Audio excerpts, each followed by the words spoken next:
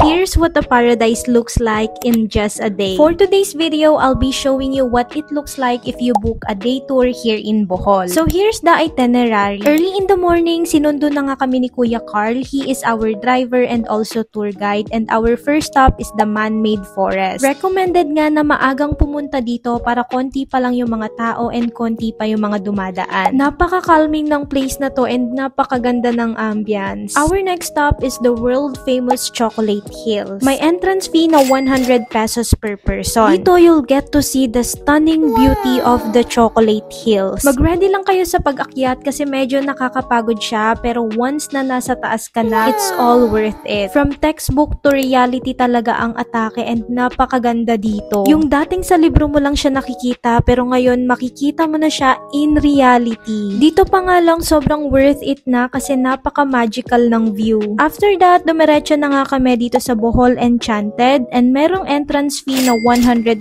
pesos per person. Dito you'll get to see and take a picture sa mga animals like python, butterfly, sugar gliders at marami pang iba. Sobrang nakaka-enjoy pumasok sa loob kasi dito you'll get to experience different animals, different plants, and napakaganda ng environment. After that, pumunta na nga kami dito sa Tarsier Conservation Area and ang entrance fee ay 170 pesos per person. Dito you'll get to see and experience the world's smallest primates, which is the tarsier. Sobrang cute nila and sobrang liliit lang pala talaga nila. Meron ding bilihan dito ng mga souvenirs and mga pasalubong. Since gutom na nga rin kami, dumiretso na kami dito sa Lubok River Cruise and dito nga ma-experience natin ang floating restaurant. Ang entrance fee ay 1,000 pesos per person. Buffet na po yung pagkain, so eat all you can. Napakasarap ng mga pagkain dito and ang daming options. Pwedeng-pwede kang mag-take 1, take 2, take 3, and take 4. Basta kaya mong ubusin. Meron nga ring live band habang kumakain ka. And tingnan nyo naman yung view namin habang kumakain. Sobrang ganda. Wow. These are the moments that will make you feel alive and grateful. Kasi after na mga pinagdaanan mo and pagod mo sa buhay, masasabi mo talaga na thank you Lord. Kasi na-experience mo yung ganitong mga bagay. Sa dulo ng cruise, meron nga silang performance and pwede rin ditong makijoin ng mga tourist. Kaya nakijoin din yung pinsan ko. Then after namin kumain, sinundo na nga kami ni Kuya Carl, and for our last stop, pumunta kami dito sa Blood Compact.